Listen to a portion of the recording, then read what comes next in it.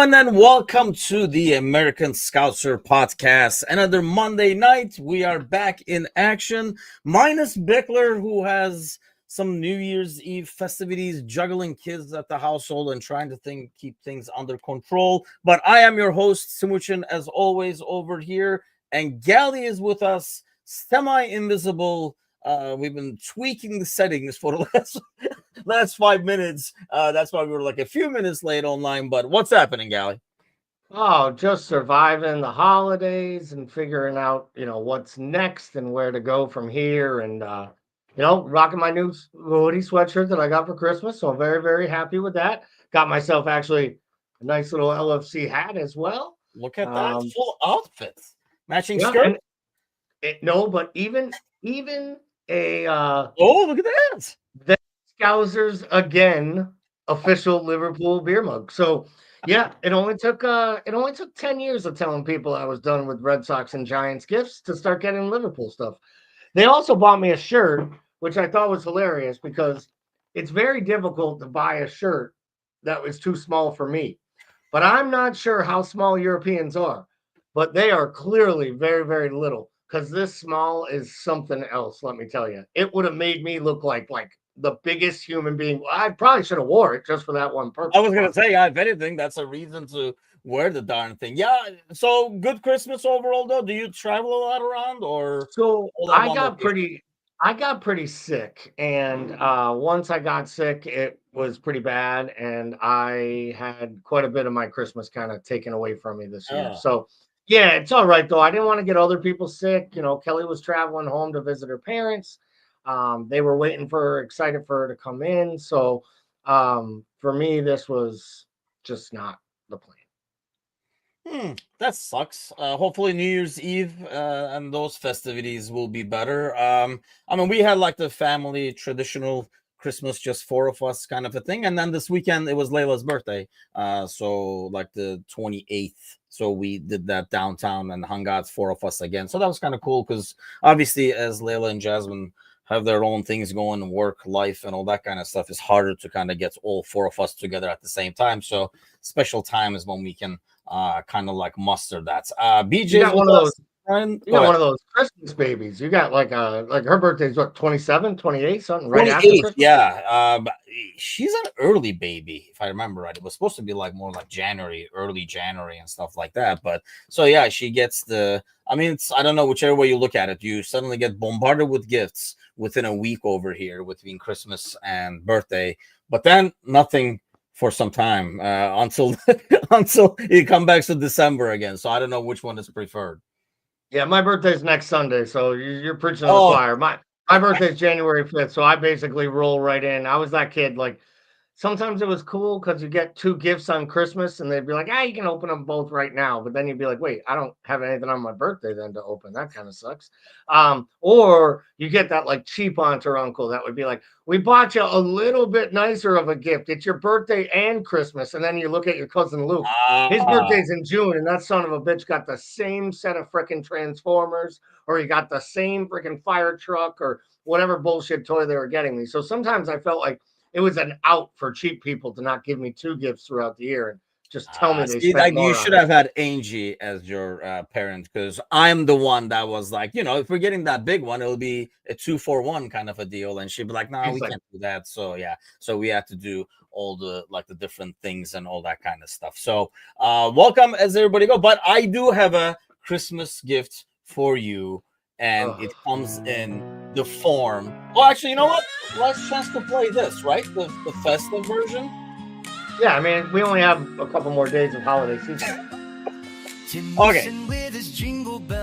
Here we go. The trivia, no Bickler, so I'll help you along with this. Actually, it's like a pretty easy one over here. So I'll go to the thing. So obviously, throughout the year, we play with certain teams multiple times, whether it's cup, you're even like European trophy matchups and stuff like that. So two-legged rounds, FA Cup, League Cup in the back in the day, all that kind of stuff. So in competitive matches across all competitions during the Premier League era. Good thing Bickler's in here. There will be like 85 qualifying questions. What is the most number of times Liverpool has played the same club in a single season, and which club was it? Ooh. I mean, it's gonna be a complete random ass guess. I have no freaking clue. No, I think you will get this. Actually, you got this, dude. I have faith in you. I don't think I will. I'm Yeah, trying to I think don't of a have faith year. in you. Well, I'm trying to think of a year that we had. I'm trying to think of a year where we played a domestic team in Europe in a two-legged tie. Because you're saying all comps, right? All comps. It could be Europe. It could be League Cup, FA Cup, everything.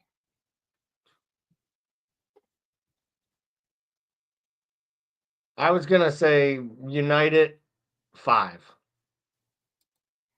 The 5 is the correct answer. Chelsea is the Chelsea. right I one. knew it was. I knew it was That's why I United figured or you would Chelsea. get it because Well, we talked about this. It's freaking we had Chelsea the again. we had the Chelsea. I know we played them in 2 cup finals, but I couldn't remember if we had them in Europe during that season. In one year, but I was thinking it might have been the year that we had to play United in the Europa League, I think it was. I think And so. and Because then it's I was like, 04, well, 05, and 07, 08, we played them 5 times. we played Chelsea 5 times. 5 times in the season because that's in addition to the 2 leagues. Yeah. So, and there's 04, and then actually 4 years in a row, we played them 04, 05, 05, 06, 07, 08. We played them in the league, like the Champions League semifinals on one of them, the Yep. Community Shields. The other one has the FA Cup semifinal and stuff. Oh, now like we're counting the Community Shield. I got yelled at for counting the Community Shield on one of these podcasts. No, it wasn't in the 5-1 though. To be fair, Just that was I'm only just when we played them 4 oh, times. the 5, it was 2 in the Premier Well, League, actually, obviously. 5 times in each of the 4 seasons. So 04 to 05. In 04, 05, we had 2 Champions League semifinals, League Cup final. Obviously, you're going to add the 2 league games to this as well. In 05, 06, Champions League first group phase, and then the FA Cup semifinal. 06, 07, we had 2 Champions League semifinals and the Community Shield. 07, 08, Champions League semifinals and League Cup 5th round. Theoretically, we could hit that number again this year with Arsenal if we end up with Arsenal in the League Cup final. Yes. And get them drawn at some point in the Champions League. Yes. I mean, yeah, that would be even more, right? I mean, you could go all the way up there. I mean, we could actually the final, right? Yeah. Shit, we could get Arsenal 6 times for the plain fact that we could get them in the FA Cup. Or did they go out of they did advance in the FA Cup, right? Because they knocked out they get United in the next round. Yep. So it'll be interesting to see what they do there because I don't know. Having seen United today, God knows. But speaking of Chelsea today, and then we'll get to that first. I mean, obviously, we're going to talk about our game over the weekend and stuff like that. But let's get to that first. Obviously, today's scores only adds to the beauty that was this weekend and the West Ham game. So we'll go to the details of the game as you remove the sticker. Or it's going to drive me nuts for the rest of the show if I don't take it off. So I'm going to apologize to everyone for seeing this. But it will drive me crazy the whole time, and that's all I'll be looking at and getting mad about it. And it's not going to come off, so I'm going to get even more mad. I mean, ultimately, what looked like a very easy win against West Ham, not only score-wise, but game-wise and play-wise. And we'll go into the detail, but this is basically where we stand after today's games. Arsenal is going away to Brentford on Thursday, correct? Is when they play, or is it Wednesday? Wednesday. So they go away to Brentford, which is a tough away game. I know Brentford has a lot of injuries, but that could be a tough one. They score lots of goals, though, at home especially. They score lots of goals at home. The last time was the only time they lost, I think, at home. They were winning every single one at home. I think the last game, I can't remember who they played, but Liverpool, obviously 45 with a game in hand. And we're 9 points ahead. And it's funny, that's why I wanted to talk about the Chelsea ordeal, because 10 days ago, I think people were losing their minds because it was down to 2 points, or it was going to be down to 2 points or something like that, even though we had 2 games in hand and stuff like that. And you look at it over there, I think this is why I never considered Chelsea to be a big threat, because I felt like games like these, they're not consistent enough to constantly win games that are easy on paper. And I don't think Forest, with the number of goals they score, you see like 26 goals in 19 games right there. I don't think that's sustainable as well. So do we just have Arsenal ultimately in this title race right now? Or do you consider Forest? I saw, like, I was in a WhatsApp chat today where somebody was trying to make a case for Forest. I'm just not buying it, because I find it is the same case people were making for Chelsea, saying, oh, their European run is easier and stuff like that. But the team is the team. I'm pretty sure the guy who's on babysitting duties and preparing for New Year's Eve already had Forest getting relegated. So I'm not going to say that I think they're going to win the title in a year where people on our prediction shows were calling them for them to be relegated. Not that our predictions are anything to write home about or bet on.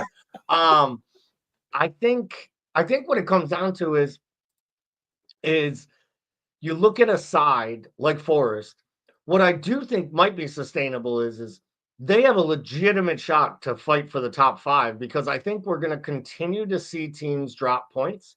And I think they have an identity and a way to play. Like, we can all laugh at Everton, right? There are 8 matches in a row where they have like 7 of them where they don't score a goal. And then in one match, they score 4. They can't score, but they grind out results. And I think when they do it, everyone's like, oh, well, that's Sean Dyche. He's doing his job. And I feel like Forest is an identity with a similar identity, but with better players and a legitimate goal scorer that can score a goal for you, like Chris Wood. If Chris Wood gets chances, he scores goals. He's proving that this year. And I think more than anything, their defensive reinforcements. We made jokes about them for 2 years in a row. They bought every fullback in America or in the world, right? They bought every fullback in the world, and none of them play anymore. It's the 2 guys they bought this summer and the 2 center backs. And to me, it's Milenkovic or Malenko or however the hell you pronounce his name, and Murillo. They're what is the most important piece to Forest. But when you look at that table, it's impressive to see that they have ripped off 5 wins on the spin. Because I'm not sure any Forest supporter thought they were winning 5 on the bounce at any moment this year. Kudos to Nuno. Arne Slot is still the manager of the year, but what Nuno is doing is extremely impressive. Yeah, I mean, they're going to grind out results, and they will continue to win, because I think they have a good, solid formula. But like, similar to what we were talking about, like Chelsea and stuff, there are going to be games where it's just not going to happen.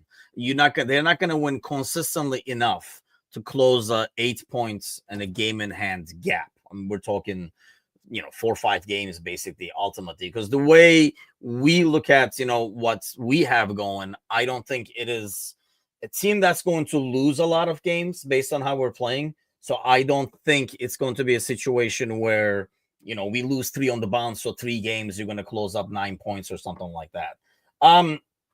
Aaron says, what a win yesterday. Still can't believe it. The fear of bottling the title is still within me. Man, give it up, Aaron. You've been saying this for like weeks over there. So hopefully, I mean, every week we win, and especially the way we won, Gally, it kind of brings it closer. I talked this about in my post-match video. We were talking about it with Mateusz as well, because of the fact that I just mentioned that I don't see this team losing a lot of games. You might lose points. You will lose points where you can maybe get a goal and tie and stuff like that, or concede a goal late or something silly like that. But I feel like when you have 19 games left now and you have almost like a 3 to 4 game advantage, every week we win, you're putting more and more pressure on the opponents, and you're getting that much closer to the final result.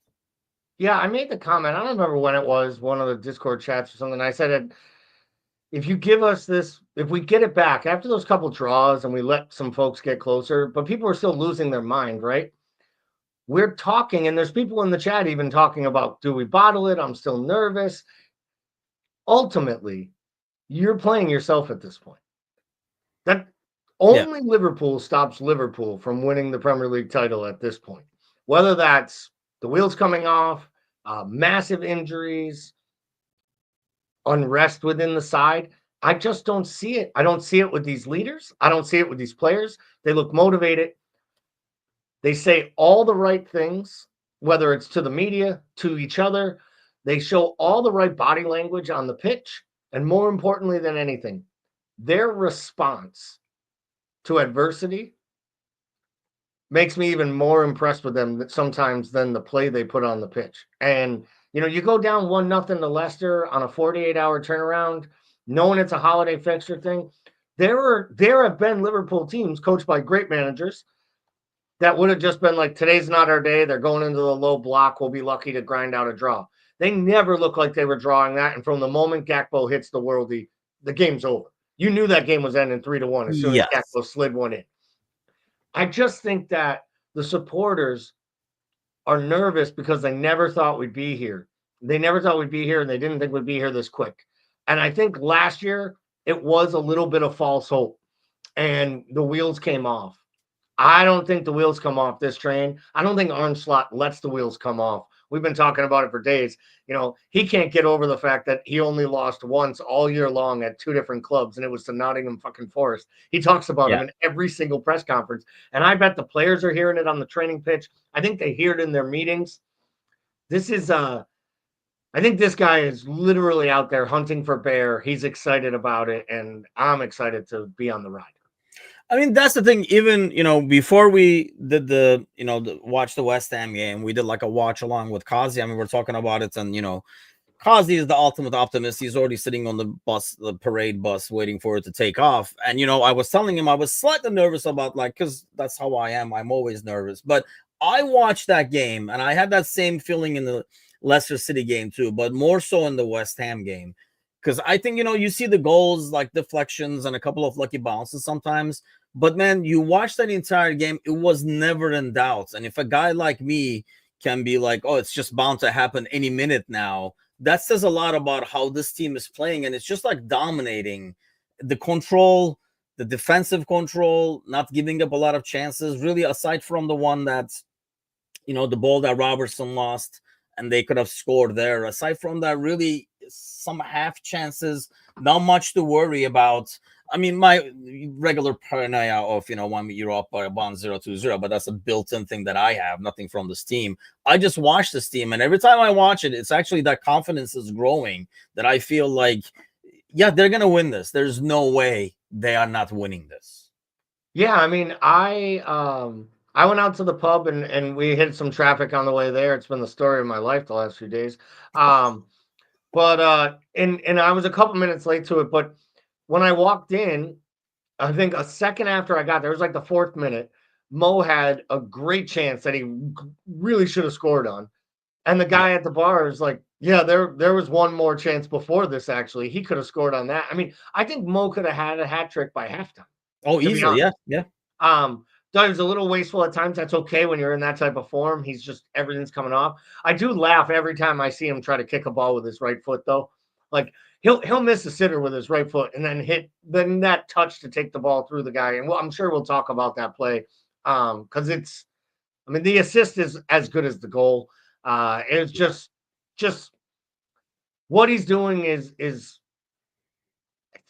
almost unparalleled, and which is kind of crazy when he's done what he's done for us over 7 years. You'd think, like, what am I shocked about?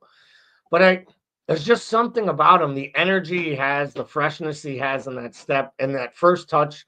I feel like his mental confidence is right back up there. And maybe that's what was lacking last year.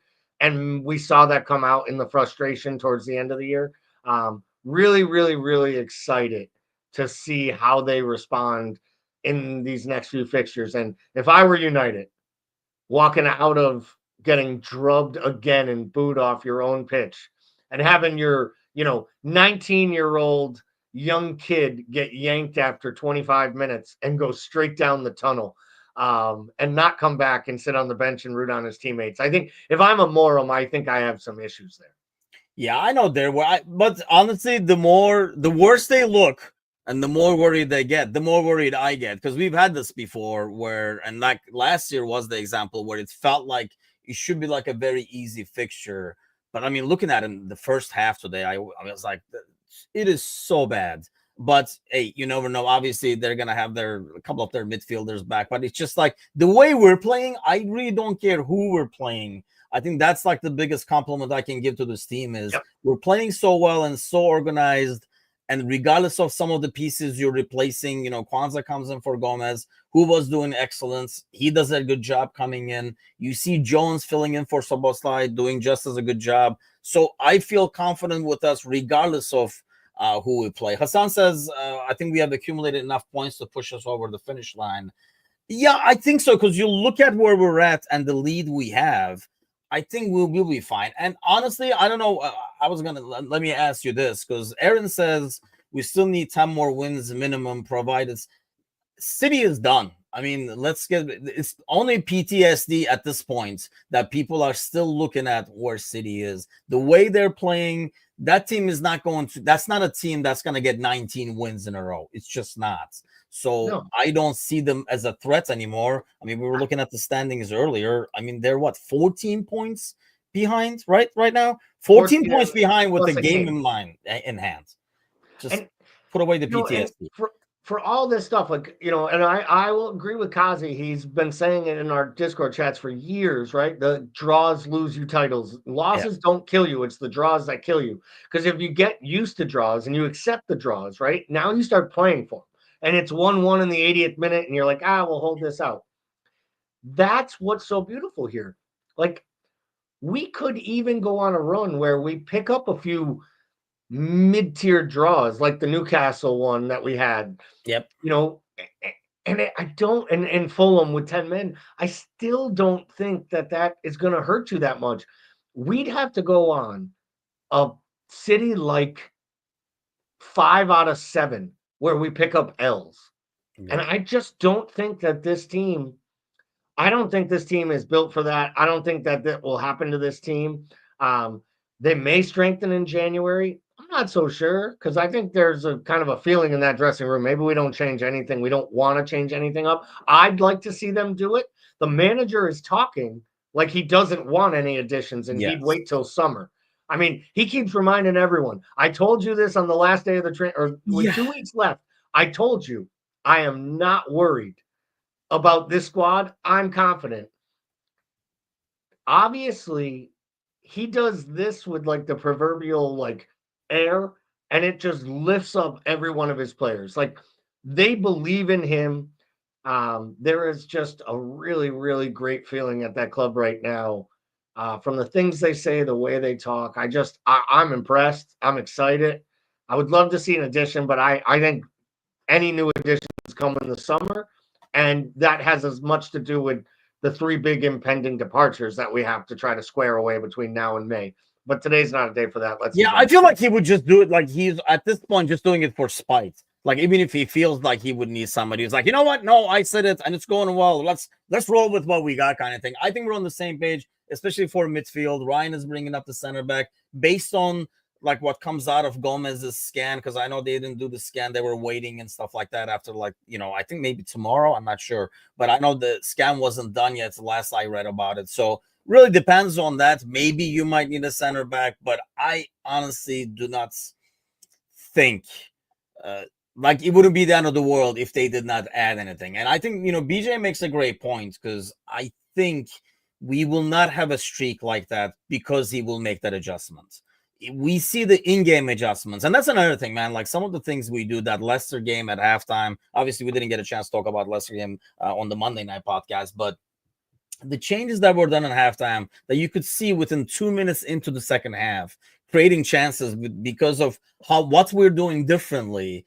I mean, I have way too much. I don't know if over giddy too early. I don't know what it is, but everything I see gives me confidence, more confidence than before. And maybe, is it because you think City would be the only team that, that can put up a streak like this? I don't, Arsenal is probably the closest that might be able to put on a long streak. And without Saka, I don't know if that's a possibility. I don't know why. Maybe that's why I'm more overconfident, because I look at all the other teams, and it's not even we're 2 points ahead. We're ahead. So I don't look at the other teams, and I don't see anybody making that run like that even our hiccups would make a difference.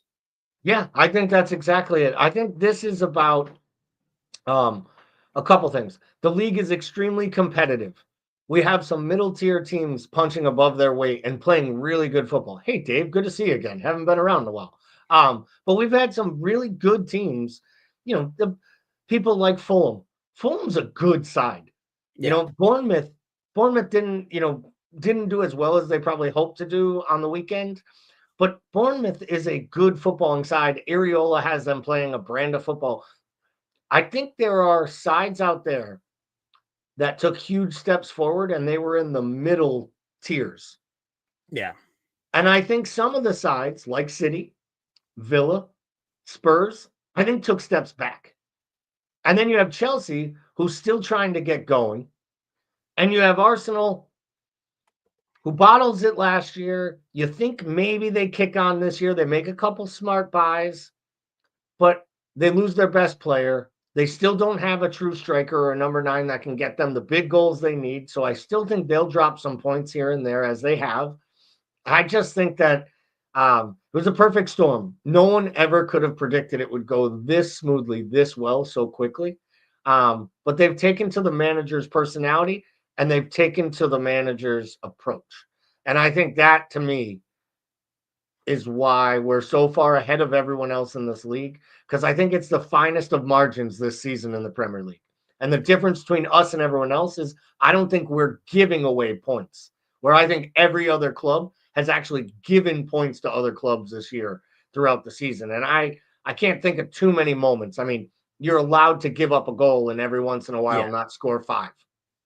Yeah, I mean, I think that's a good point. I think, the consistency, I just don't see this consistency coming from any other team.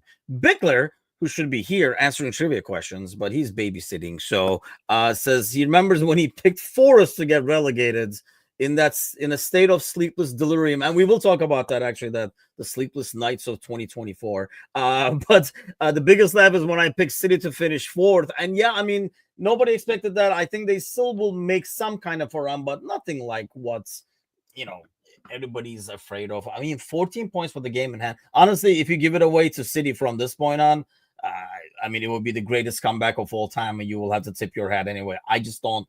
This team, the way they're playing and the form they're in. So let's talk a little bit about that. So, I mean, this guy that we were talking about earlier, not only that, I mean, Mo, this last game in West Ham game, you could argue that it was definitely not one of his best finishing games because, like you said, he could have easily had 3 or 4 probably. And he didn't. But despite that, his impact was great. I guess the question for you is, I'm looking at, you're talking about Arsenal not having that striker and stuff, right? And you look at our front line where, like, the depth, and we haven't even seen Chiesa. He's still getting ready and stuff. I don't know if we will. Even if we don't, you have 5 players up there, despite all the crap Nunez gets. You have 5 world-class players up top. And not only, like, is it this guy doing so well and in so high form that it's helping the others? Or is it somehow the other way around where you have a guy like Cody Gakpo that's reinvented? I mean, after the Euros, like, kind of rediscovered that left wing. We're using him properly now. And Diaz, who is showing that, I'm shocked personally. I did not think he was tactical enough to be able to do a solid job in that false 9. He's doing an excellent job with it. Is it those guys' form that's making Mo even having an awesome year than he normally does? Or is it the other way around? Make me a pie. The last pie of the year. I almost feel like this is, you just basically asked me, like, you were like, I have a riddle for you, Gally. Was it the chicken or the egg first? Because I think both are facts and come to what works so well here. I think something that gets underlined or isn't talked about enough is exactly how influential Szoboszlai's work rate has been at working on the press, creating these opportunities, springing balls forward, breaking down the lines. Everyone talks about Trent's hero balls and the wonderful passes, and some of the passes he had against West Ham. He's the only person on the planet that sees it, let alone pulls it off. Had a couple brain farts at times, but the good and the bad. I'm not going to. At the same time, I feel like he's the only one, I don't know by design or not, who has the green light to try those. I think that is the case because I don't think that's in this manager's mindset normally. Yeah. But I think the fact that he can do them the way he does and probably does things that look even more amazing on the training pitch is why the manager's like, all right, you can do that. When Bradley gets out there, he's like, no, you are a Yes, fullback. I think so too. Yeah. Back to the Mo comment. I think that Mo is in a rich vein of form. I think Mo loves the way that this manager sets up attacks. I think he loves the fact that we stay in possession and he gets to use his pace and he gets to drive at defenders. And because we have so many attackers swarming and moving defenders around, which I think is a lot of what Slot's, possession formation style is in attack, I think it's easier for him. I also think while all these other teams are struggling to create goals and score goals from open play, we don't know where our next goal is coming from because we get them from fullbacks, we get them from midfielders. Maka pops up in a box and gets a little deft touch. And, we have 4 legitimate attackers who can score a goal at any moment or any minute of a match.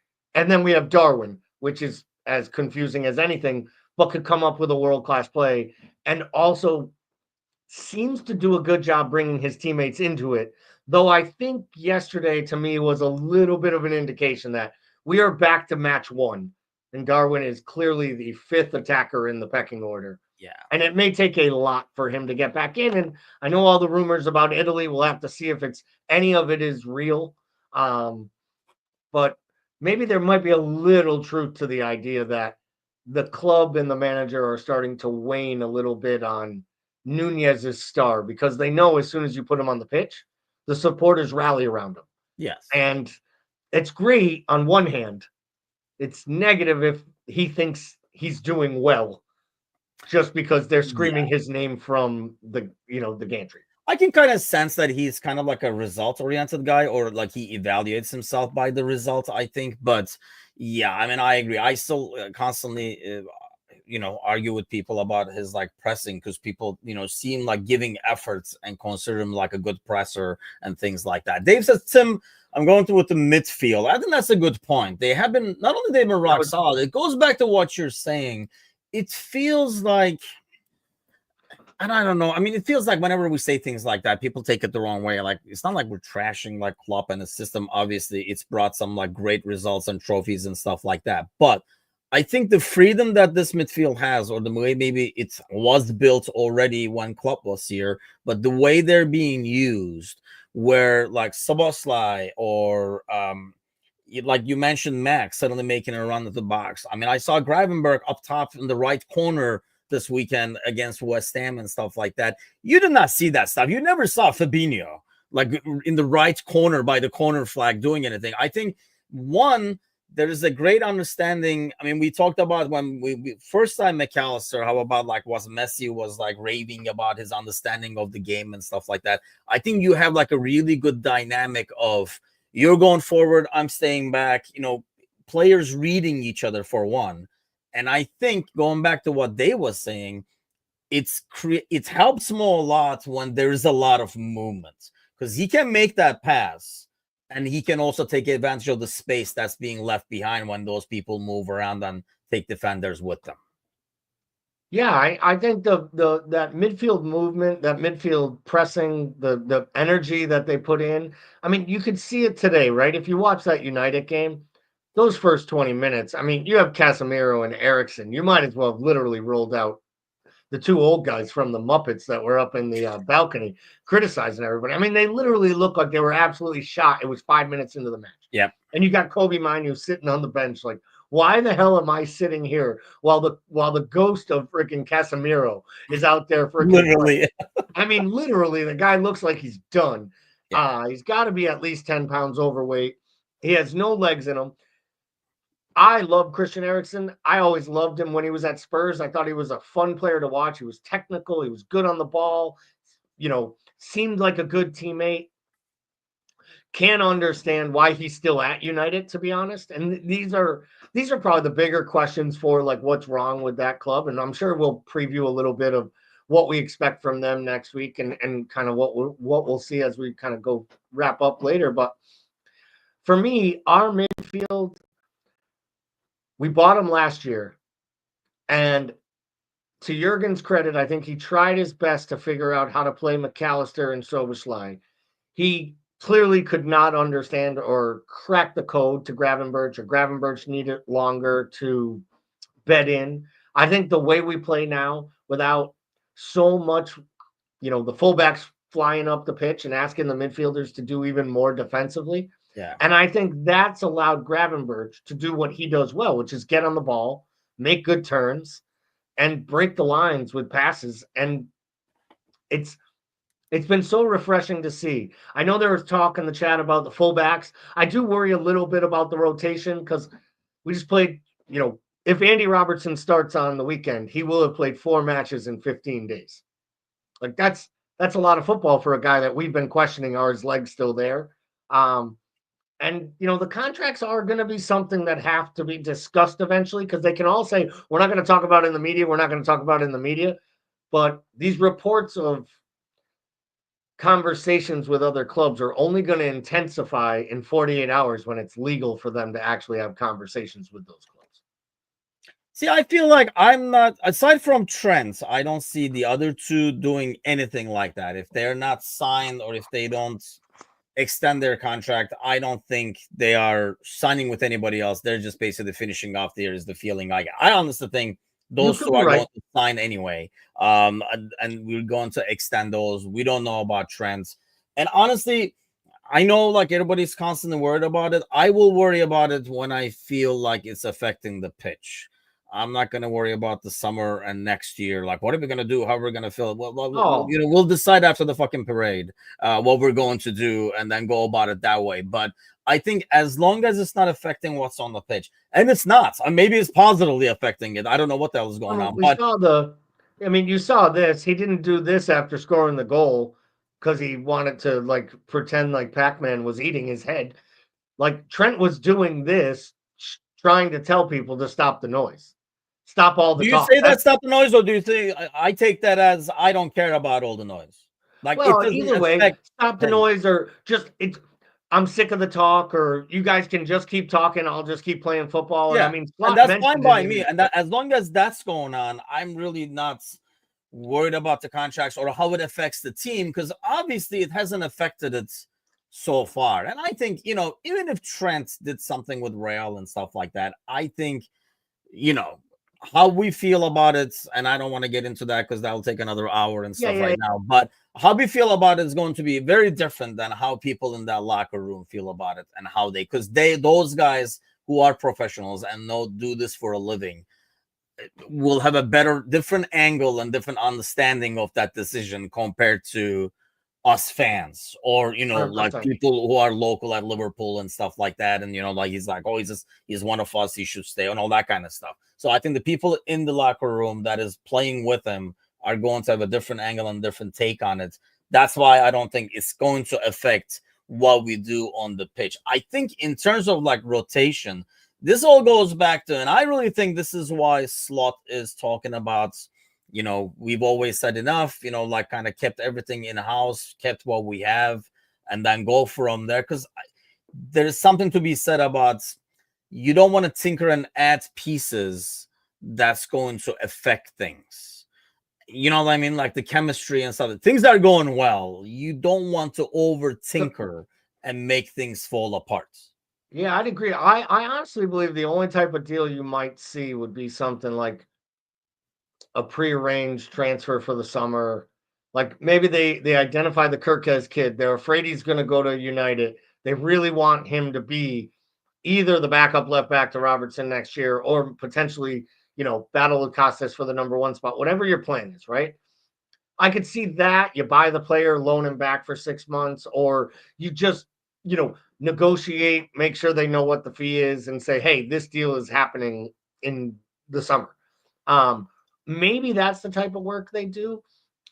Only way I see an incoming player is if somebody leaves.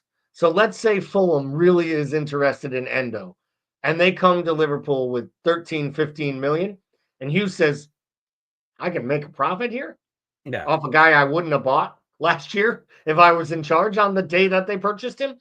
And the player would like to go because he wants to be starting and he wants to stay. Because by all accounts, Endo's very happy with the side in the squad, but he wants to stay in the Premier League by all accounts that people have said. Like he believes he can play a role for a side in the Premier League and be a starter. And I think he can. He's probably right. Oh, we know he can. I mean, he'd be Leicester's best midfielder by a country mile.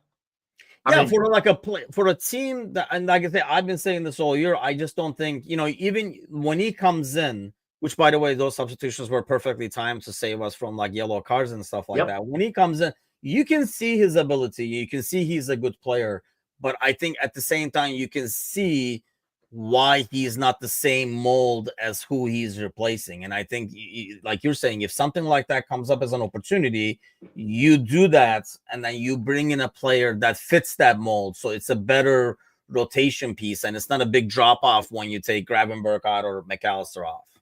Yeah, I still think there's players in the squad that could do that for you. I think, you know, I think it's difficult because Szoboszlai and Jones are such different players, but they both can be very, very effective in playing the same role within the setup. Yeah. But because they look different, and not just because one has flowing mane of hair and the other, you know, one is a hair that Onana's trying to duplicate, the other one doesn't. Let's go with that one. Yeah, exactly. One is a hair that Onana's trying to duplicate. The other one is a hair that Mo Salah went to another country to replace.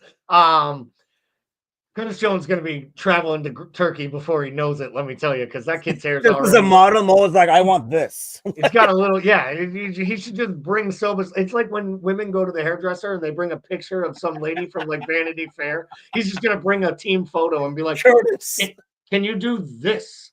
But no, I think the difference with who we have at the back in that back end area of McAllister, Gravenberch, it's a big drop off when we go down to Morton, Endo, or even you drop Szoboszlai or Jones back there.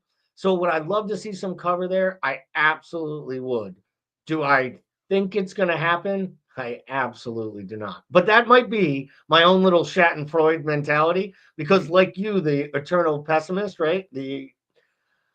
When Liverpool transfer windows open, I know two things are going to happen. One, I will probably be disappointed by the end. And two, I will be thoroughly disappointed with myself for reading and commenting and arguing with people on social media about it, because we do this to ourselves every time. The manager told us he didn't need players. They're the best team in the fucking world. If the manager still in January doesn't think he needs players, we should probably just fucking listen. I mean, that's the thing. I mean, hey, we did it too. We felt like, because to be fair, one, we didn't know how we were going to play. And we didn't know if, you know, how Gravenberch would do. I mean, I think if we said, oh, Gravenberch is the perfect guy, then nobody would be like, we need a defensive midfielder. I mean, we were talking about it this morning with Mateusz. That makes it kind of almost interesting too, because, you know, this summer when we went after Zubimendi, it looked like, here's your spot right here. You made an 11. There's a spot open. That's going to be you. Whereas now you sign a player like Zubimendi, you're like, yeah, you're going to like rotate with these guys and stuff. It's like, so the player you bring and the role you bring him in, and maybe the player profile you approach might end up being a lot different based on what McAllister and Gravenberch has done. I know like this was I think it's kind of calmed down, mainly because Szoboszlai's play, everybody's finally seeing the value, I think, and what Jones been able to do. But I still like Mac at the current role. I know everybody wanted to get somebody so they could push Mac up further in the pitch. I really still like, because you can see he's smart enough to know when to make those runs in and make those runs forward without risking things in the back. He's like very disciplined and can read the game very well. And I know sometimes, very rarely, he does get caught on the ball, but man, I mean, with the risks you take when you're building from back, I mean, that's obviously bound to happen. Yeah, I like him in that role more than I thought I would. I've come around a lot. I've come more to your side of this, how I feel about it. I will say that the one thing that I still question whether or not he might still be the most technically gifted player furthest forward of all the midfielders, because I think he can do everything that Szoboszlai can do. I think he has the energy, the power in his runs. I think he's a great passer. I think he can unlock a defense with a pass. He can score a worldie. He can make a run and have these deft touches in the box. But to your point, he's also the best 6 that we have for this style of system. Yeah. So that allows you to play him, Jones, Soboslai, and I feel like in some ways Gravenberch has turned into like the perfect foil for both. Like Yeah. he's the perfect third midfielder. And I've watched Zubamendi. I was really impressed. I was excited when there was a chance to get him. There's talk now that like Real Madrid's going to go in for him, and they might consider him a better version, like a better option than even Rodri, who they were really hot and bothered over. Start the Tchouameni rumors. I Oh, can already hear him they're already. I can't believe he's not. I can't believe someone doesn't have a photo of him. He's like he's gonna be like the grand marshal at the New Year's Eve ball.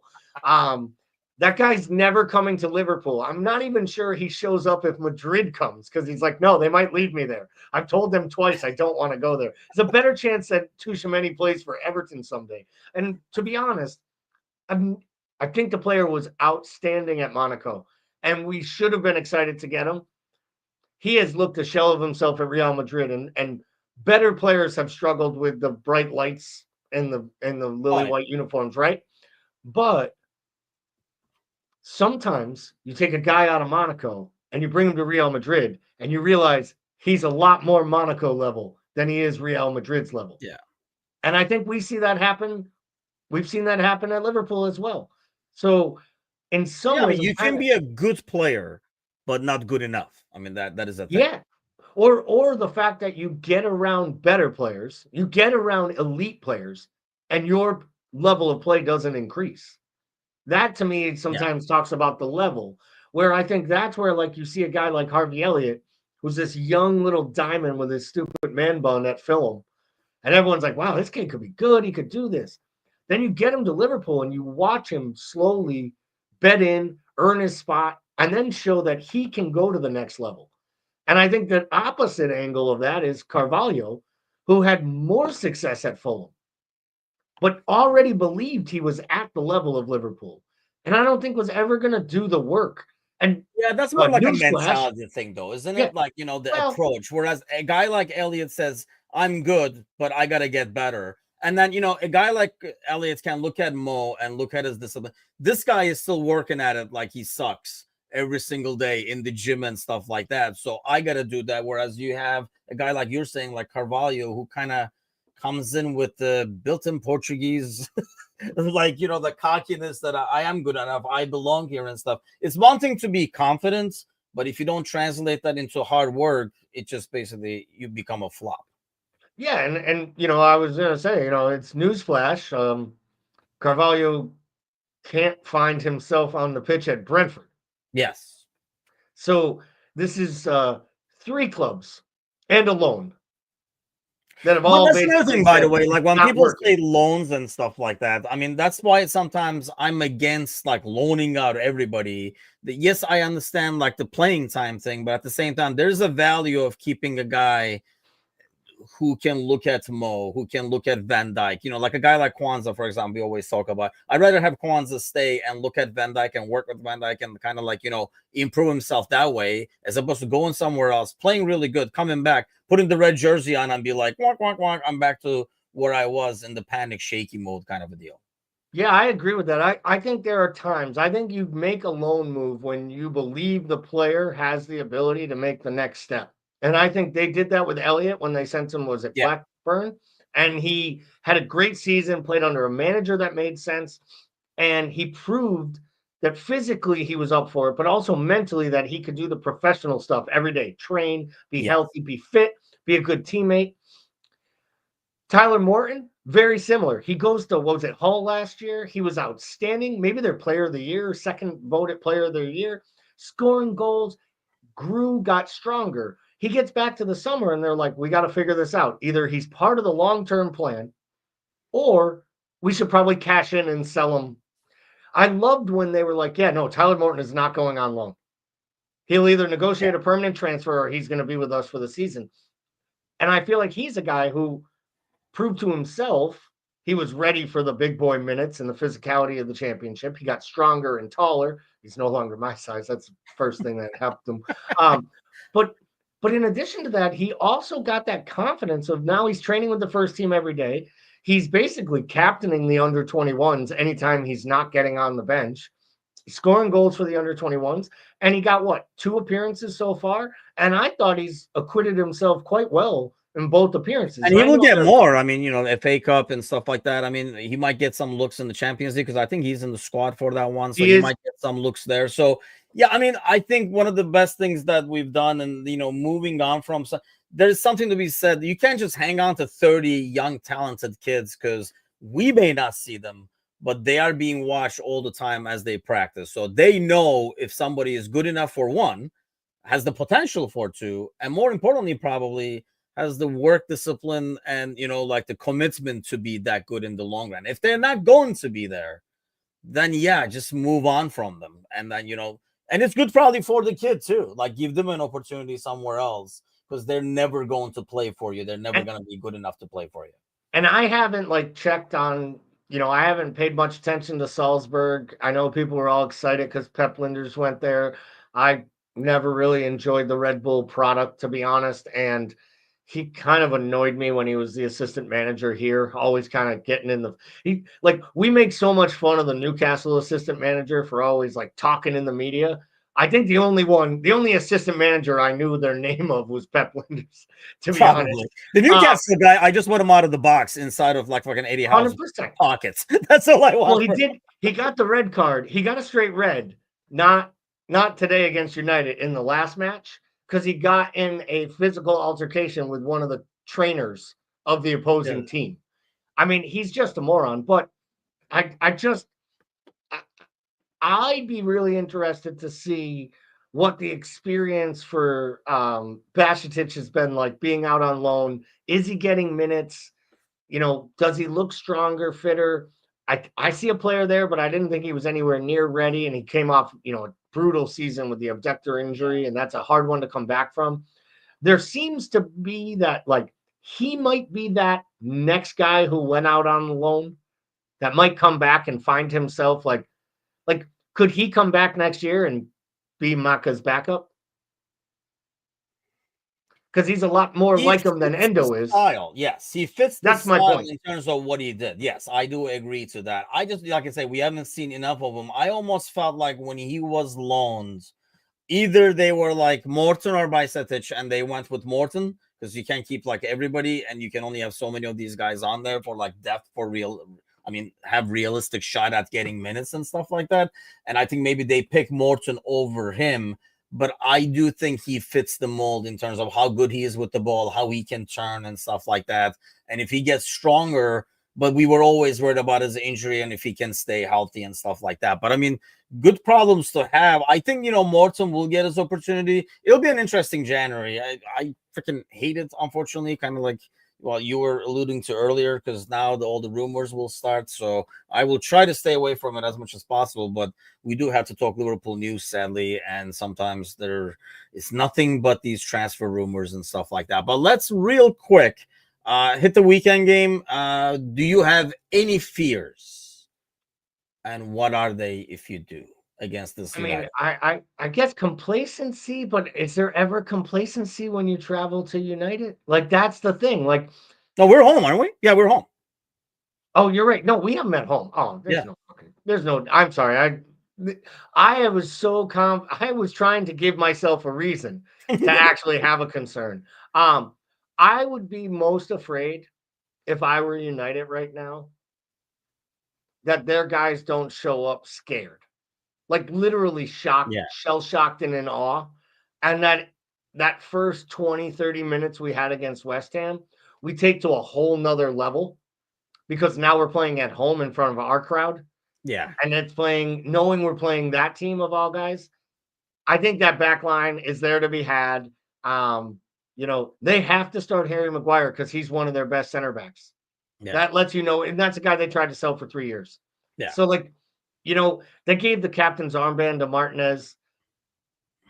I think if they had a serviceable goalkeeper, and they clearly do not like the Turkish kid, the kid they bought from Fenerbahce, right? That's where they got. No, I mean, I never understood that, but Fenerbahce cashed it on us. I was all good for it.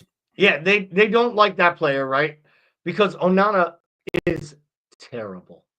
Like, I think there's a guarantee that United have a new keeper, and I wouldn't be shocked if United buy a keeper in January, to be honest.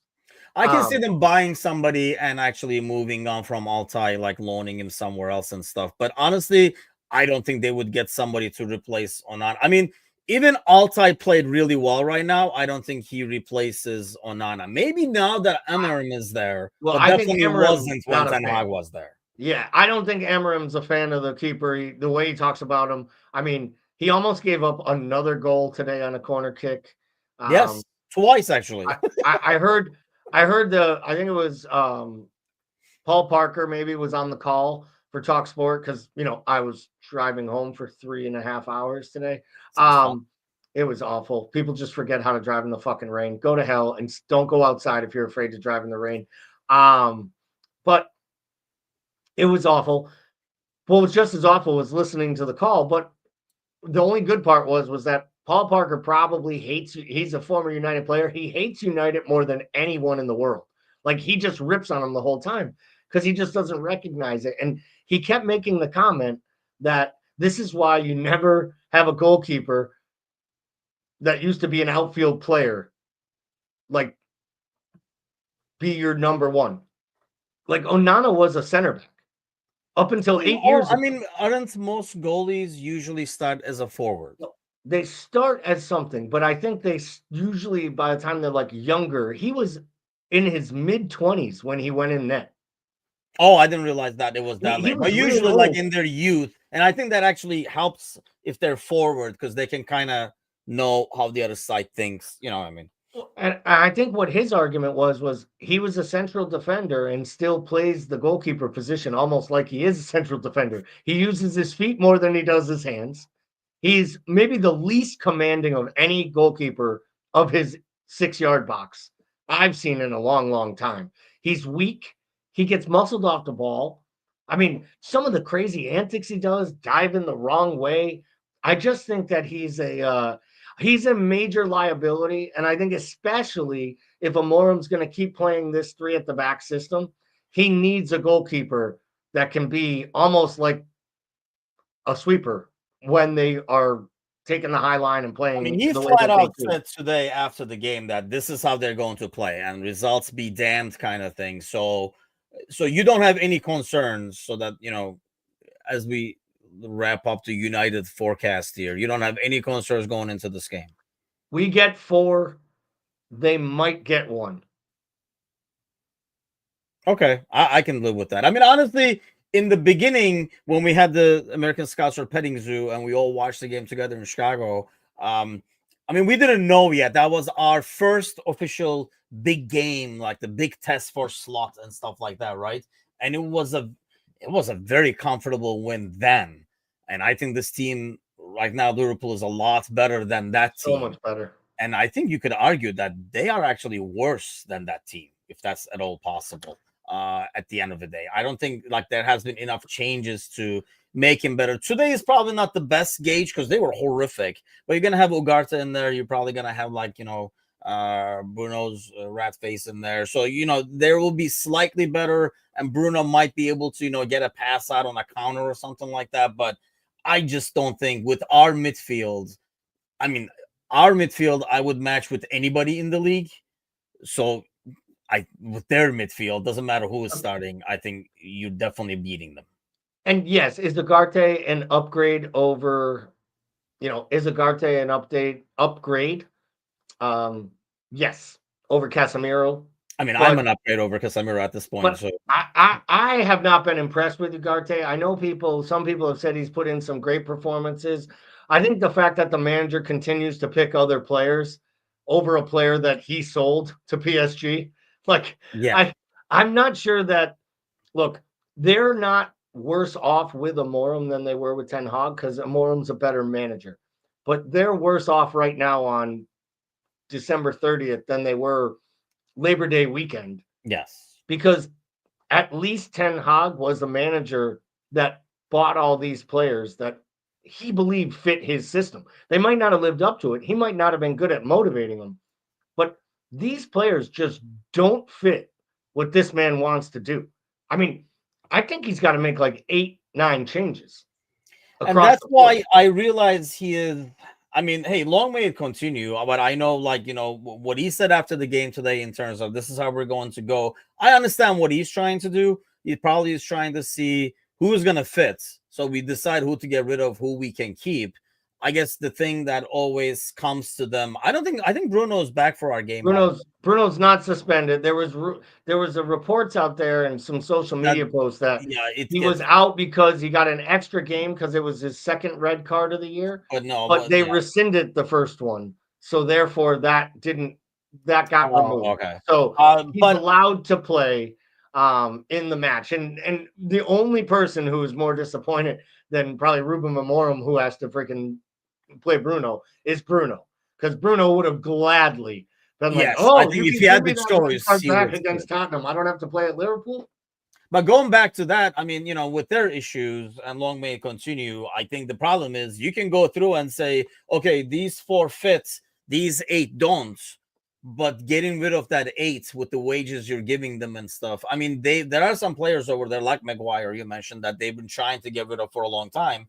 Nobody's going to take those wages. I mean, you have the same thing with Casemiro. So that's going to be their problem. Long may it continue. That's the only concern probably that I have is normally would have been they would park the bus maybe and play more defensive.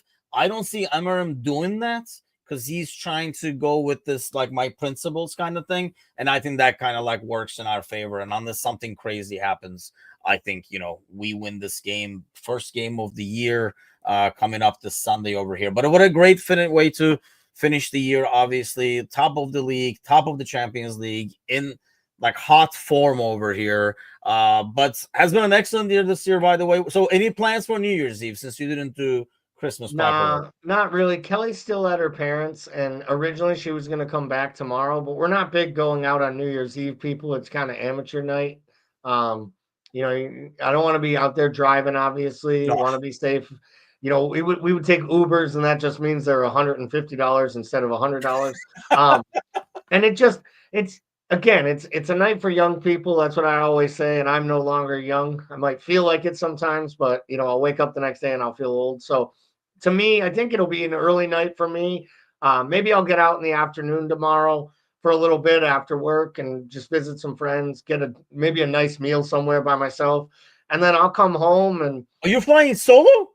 Yeah, Kelly went to. She's not coming back at all. I thought maybe she was coming back for the evening or something. She was going to come tomorrow, but when we started talking about it, and then she'd be driving in at nighttime on that night, and we're kind of like, it's easier to drive back on Wednesday. We don't have plans. And to be honest, I was trying to earn like kudos and like good points nice with the in-laws. So I said to her, I was like, why don't you just stay one more day and just come on New Year's Day when there won't be a lot of people on the road? Party at Galleys. Well, the truth is it just meant that it was one more night I got to sleep with my legs fully stretched out because the dog is with her as well. Oh, so okay. Oh yeah, I've been free like a uncaged young. Oh, you got you put the stripper pole up now, getting the party ready. Yeah, no,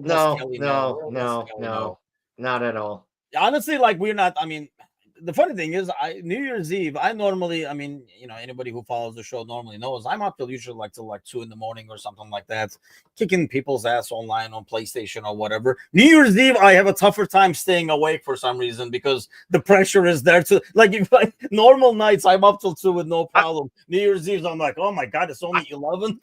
I joked with someone earlier today. I said the only way I'm seeing fucking midnight is if I set all the clocks in my house ahead 4 hours.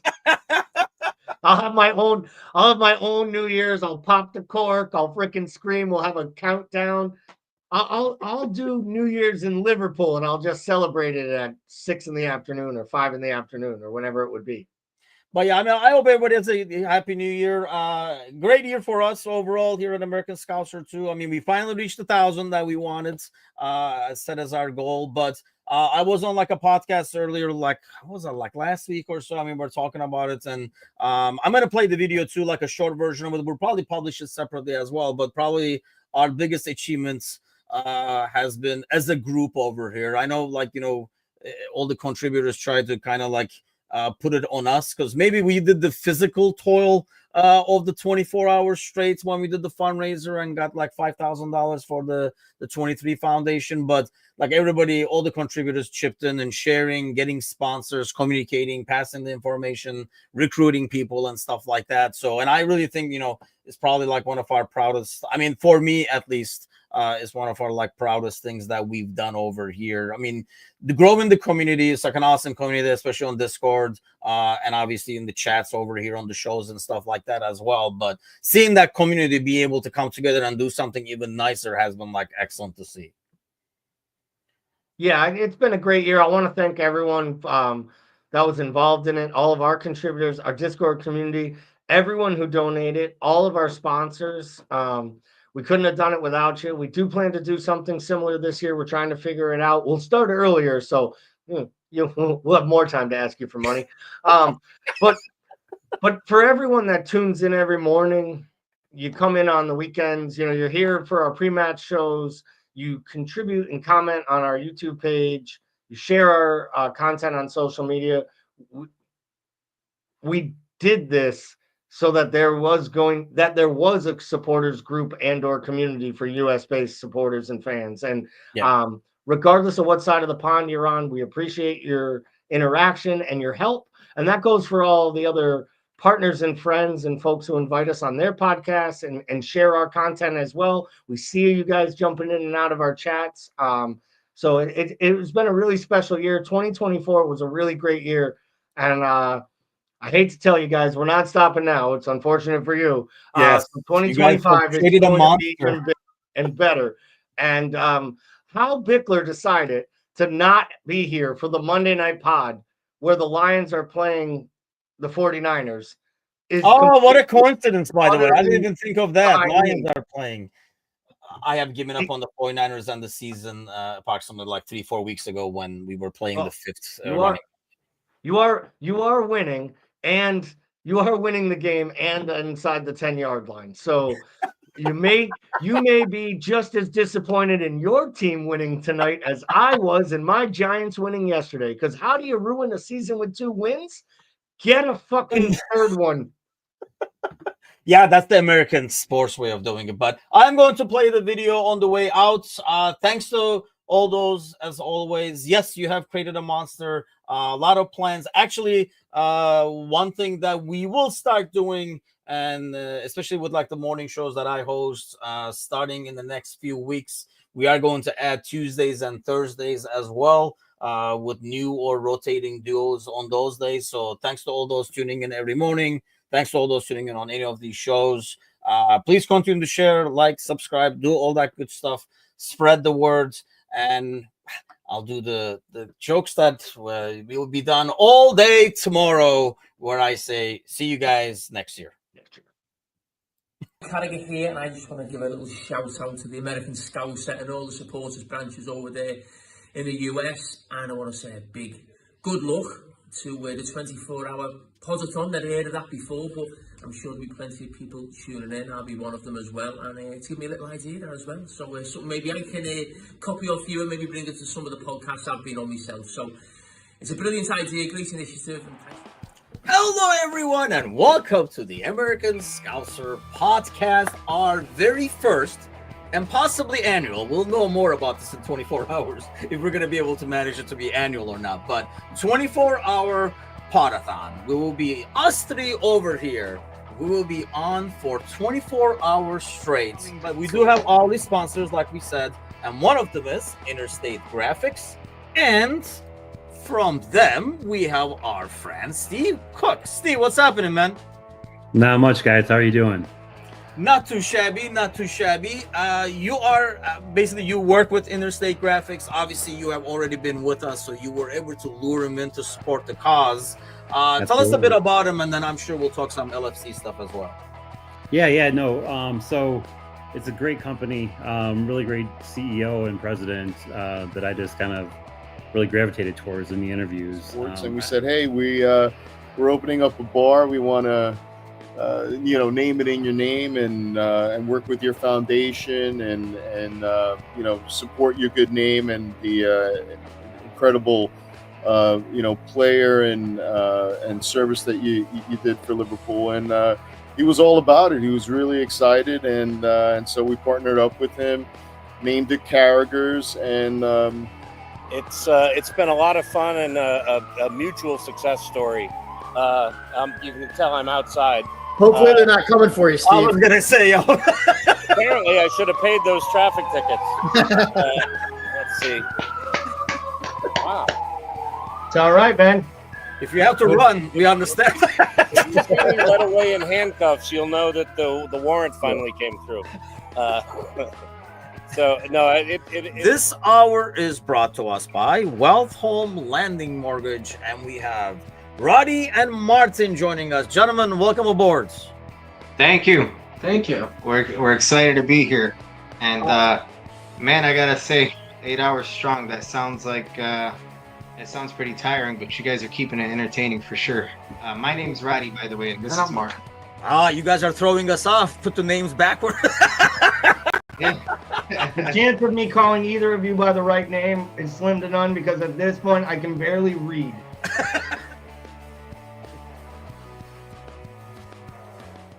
A big shout out to the American Scousers. Big thank you from us for the donation, $5,000. Much appreciated. Thank you.